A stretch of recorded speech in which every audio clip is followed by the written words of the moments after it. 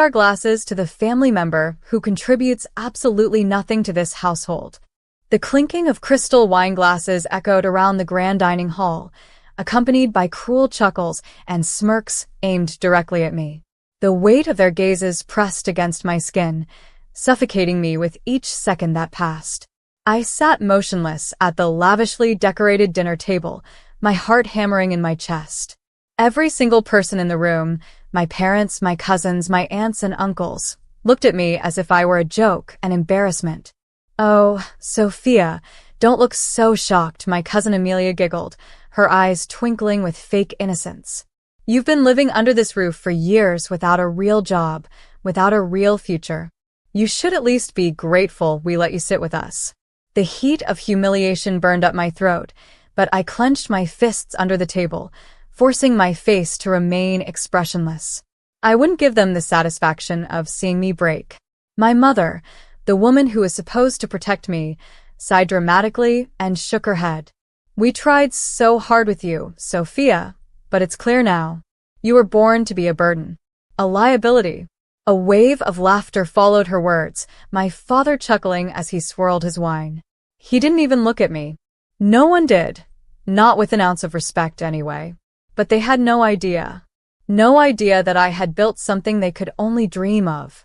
No idea that I had a secret so powerful, their laughter would turn into desperation. No idea that the man about to walk into this room would make them beg for mercy. I took a deep breath, swallowing the storm of emotions brewing inside me. They thought I was weak. They thought I had nothing. They were about to find out just how wrong they were. I wasn't always the family disgrace.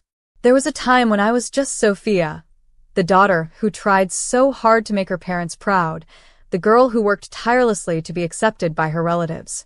But in this family, love was conditional, and I had failed to meet their conditions.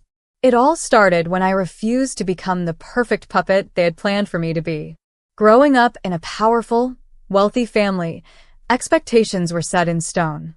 The women in our family were groomed to marry into even richer families, to strengthen alliances, to maintain status. Love, choice, ambition? Those things were for fools. At 21, my parents had arranged a marriage for me with the son of one of their wealthy business partners. A man twice my age, controlling, ruthless. A man I could never love. I refused. And that was the day my real suffering began. Ungrateful brats. My father's voice had thundered through the house that night, his face red with rage. "Do you know how many women would kill for this opportunity?" "I don't care," I had screamed back, tears burning my eyes. "I want a life of my own, not one you sell to the highest bidder." From that moment on, I became an outcast in my own home. My parents withdrew every form of support, cutting off my access to money, refusing to acknowledge me in conversations. I was still living under their roof, but I was invisible. Worse, my relatives followed suit. My aunts whispered behind my back, my cousins made snide remarks at every gathering, and my mother treated me like a disappointment she regretted giving birth to. And tonight, they were making a spectacle out of me. "It's honestly pathetic," my uncle sighed dramatically, leaning back in his chair. "You're 25 now, Sophia, and you've done what exactly? No career, no husband, no future. Tell me, dear, do you have any purpose at all?" More laughter. More clinking of glasses. I felt my nails dig into my palm. They had no idea. No idea that I had spent the last 4 years building my own life in secret. No idea that I had walked away from their wealth and earned my own. No idea that while they saw me as a failure, I had already won. I lifted my head, my lips curling into a slow, dangerous smile. "You want to know if I have a purpose?" I asked, my voice smooth as silk. The room fell into a tense silence, my family caught off guard by the sudden confidence in my tone. My father narrowed his eyes. "And what exactly could that be?" I took a deliberate sip of my wine, setting the glass down with a soft clink. "I suppose you'll find out soon enough," I murmured. And just then, the doors to the dining hall swung open. A gasp rippled through the room as he stepped in. Tall, commanding, powerful, And the richest man in the entire city, my billionaire boyfriend, the man I had kept secret from them all this time, was finally here. His piercing gaze swept across the room, lingering on my stunned family members before locking onto me. And then, he smiled. It was time for them to feel powerless. Time for them to realize they had underestimated me. And most of all, it was time for them to beg for mercy. The silence in the grand dining hall was deafening. Every pair of eyes fixated on the tall, commanding man who had just stepped in, Nathaniel Carter. The name alone was enough to strike awe into anyone who understood wealth and power. CEO of Carter Enterprises, a multi-billion-dollar empire. A man so influential that a single phone call from him could make or break entire industries. And here he was, standing at the doorway of my family's estate, his gaze locked onto me with a sense of possession, admiration, and quiet authority. I stood up from my seat, brushing my hands along my dress, savoring the way my mother's face turned pale, my father stiffened, and my cousins exchanged panicked glances. Nathaniel took slow, deliberate steps toward me, his presence sucking the air out of the room. Then, without breaking eye contact, he reached for my hand, gently, reverently, as if I was the most precious thing in the world. "Sorry I'm late, sweetheart," he murmured, his deep, velvety voice making the room shudder with tension. Sweetheart. They all heard it. I tilted my head, letting my lips curl into a knowing smile. "You're right on time." That's when the chaos started.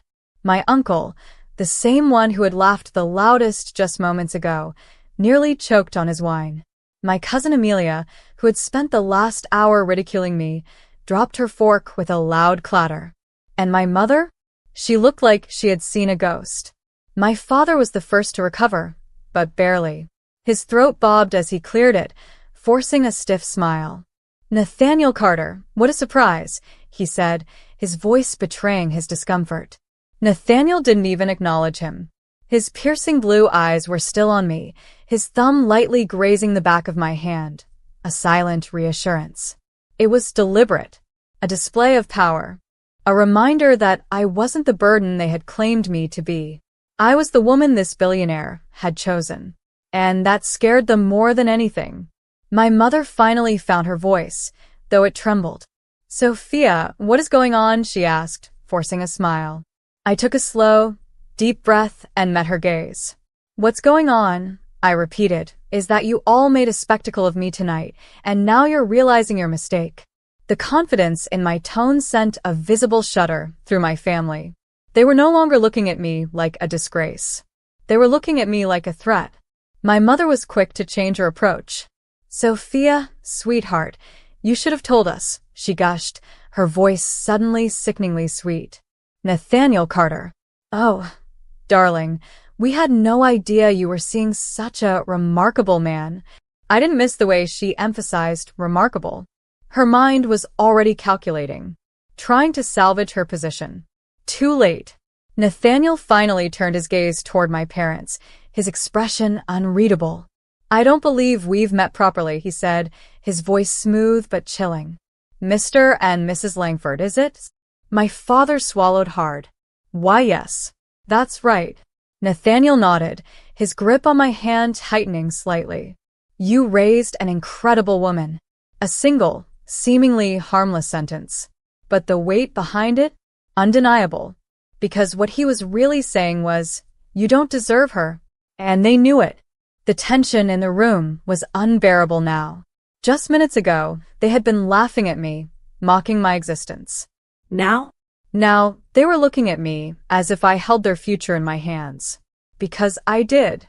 "Oh, Sophia, we've always believed in you," my aunt suddenly chimed in, forcing a nervous laugh. "We just wanted to see you push yourself harder, you know?" My cousin Amelia, the same one who had mocked me all night, nodded eagerly. "That's right. We only wanted what was best for you." Lies. Desperate, pathetic lies. I looked at them, one by one, and let the silence stretch just long enough to make them sweat. Then, with a voice like steel, I spoke. "I remember everything you said about me tonight. Every word." Panic. They knew I wasn't going to let this go. Nathaniel's thumb brushed over my knuckles again, reminding me he was here, that he had my back. I tilted my head slightly and let the moment settle. Then, with a slow smile, I whispered, "Enjoy your dinner. I won't be here much longer." And just like that, I had all the power. The weight of my words settled over the grand dining hall like a thick fog. They all knew what I meant. I was done. Done with their cruelty, their manipulation, their gaslighting. Done being the worthless disappointment they had mocked for years. Nathaniel remained by my side, his grip warm and firm around my fingers. He didn't need to say a word, his presence alone was a statement. For years, they had belittled me. But now, I was untouchable. Amelia, who once thrived on tearing me down, gave me a strained smile. "Sophia, you're joking, right? You wouldn't just leave. I mean, we're family. Family. What a joke." I let out a soft, humorless laugh. "Family?" I echoed. "Since when?" The room stilled. I saw it, the flicker of guilt flashing in my mother's eyes before she quickly masked it with another fake smile. "Oh, honey," she cooed, her tone so syrupy sweet it was disgusting. "We may have been harsh, but we've always wanted the best for you." Nathaniel scoffed beside me, his jaw tightening. Funny way of showing it, the sharpness of his words made my mother flinch.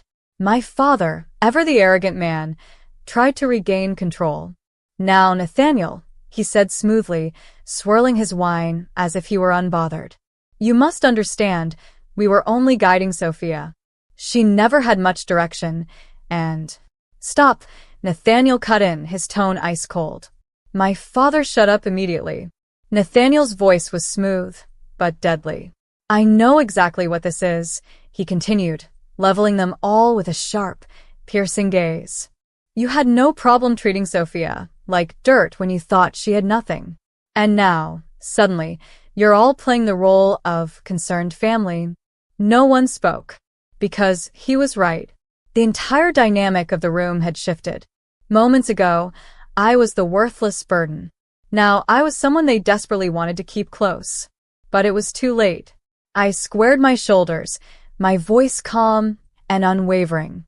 "Do you think I forgot everything you said about me tonight? Every insult, every time you mocked me?" Amelia opened her mouth to protest, but I cut her off. "No, Amelia. I heard it all. Every word." She paled. "And the best part?" I continued, smiling coldly. "You thought I would take it. That I had no choice but to sit here and endure it." Nathaniel's grip on my hand tightened. I felt his quiet support radiating beside me. "But I do have a choice." I let the words hang in the air. "And I choose to leave." My mother gasped. "Sophia, no. You can't. Watch me." The real begging started the moment I turned toward the door. "Sophia, wait." My father pushed his chair back, his arrogance crumbling. Nathaniel turned slightly, his posture shifting to something dangerous. Protective. Unmovable. "I think she made herself clear," he said smoothly, eyes flashing with a silent warning. My mother scrambled out of her seat, her voice now pleading. "Sweetheart, we were just trying to push you. You know how families are." I stopped in my tracks, then slowly turned. "Families?" I whispered. "Families protect each other. Families support each other. You humiliated me in front of everyone. And now that I have something you want, you suddenly care?" My father's jaw clenched, but my mother was losing control. "We didn't mean it," she cried. "You're still our daughter." I laughed. "Now I am." Nathaniel exhaled sharply, shaking his head in disgust. Unbelievable. My father, realizing that sweet words wouldn't work, shifted tactics. His face hardened, his voice dropping into the same condescending tone he always used with me. "You think this man is going to keep you around forever, Sophia?" he sneered. "You have no career, no power. Once he gets bored, you'll come crawling back to us. And by then, it will be too late." Silence. The air turned to ice. Nathaniel let out a slow, dangerous chuckle. "You really don't get it, do you?" My father stiffened. Nathaniel stepped forward, his presence commanding the entire room. You still think she needs you, that she has no value outside of what you allow her to have. His gaze darkened. Let me make something clear. Sophia doesn't need you. She never did. The finality in his voice shattered something in my parents. Amelia looked like she was going to be sick. My uncle, the same one who had mocked me the loudest, was suddenly pale as a ghost. And my mother? She was crying. For herself. Not for me. I knew, in that moment, they weren't sad because they had lost me. They were sad because they had lost what they thought they could gain from me. And that made my decision even easier. I turned toward Nathaniel, meeting his gaze with a quiet smile. Let's go. Without looking back, I took his hand, and we walked out of that house together. No more chains. No more begging for their approval. No more feeling like I wasn't enough. I was free. And for the first time in my life, I had won. The moment Nathaniel and I walked out of that house, I felt something I had never felt before. Complete freedom. But my family? They weren't going to let me go that easily. By the time we reached the sleek black Rolls-Royce parked outside, my phone exploded with notifications.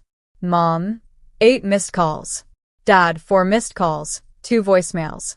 Amelia, 3 new messages. I ignored them all. Nathaniel opened the car door for me, his expression calm but watchful. He could feel the tension rolling off me, but he didn't push. He simply placed a hand on my knee as he slid into the driver's seat.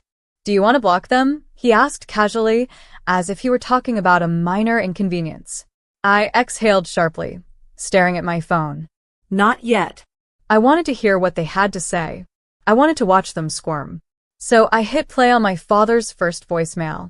His voice came through, calm and collected, but beneath it, I could hear the strain, the desperation. Sophia, you've made your point. You were upset. We understand that now. But you need to be reasonable.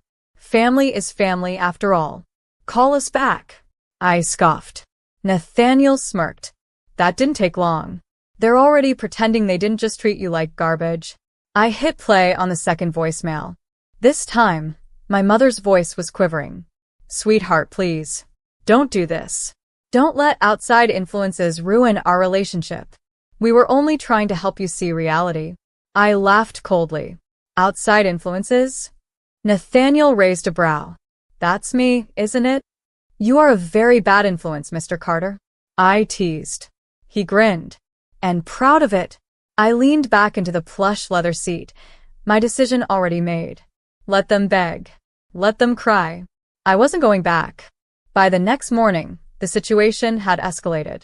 My mother, in a last-ditch effort to save face, tried to flip the narrative. She called a family friend who just happened to be a gossip columnist. Within hours, articles started circulating online. Wealthy heiress Sophia Langford abandons family after meeting billionaire boyfriend. Spoiled heiress rejects family that raised her. Is she after Carter's fortune? They tried to make me look like the villain. And they failed. Because Nathaniel had connections. That afternoon, an article written by one of the most powerful business publications in the country surfaced, exposing the truth. Sophia Langford, the heiress who walked away from wealth and built her own empire in secret. I read the headline 3 times, shocked. Nathaniel, what is this? I asked, staring at the article on my phone. He smirked, completely unfazed. I might have made a few calls last night. I skimmed the article, my heart racing. It detailed everything. How I had secretly been working on a business of my own for years. How I had built an investment firm under an alias to avoid my family's influence. How I was now worth millions on my own, without their money.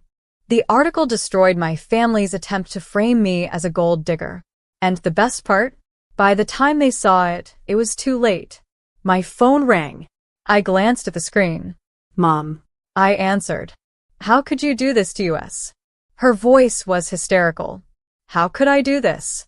I repeated, laughing bitterly. You tried to make me look like a greedy, ungrateful brat. And when the truth came out, you're mad at me?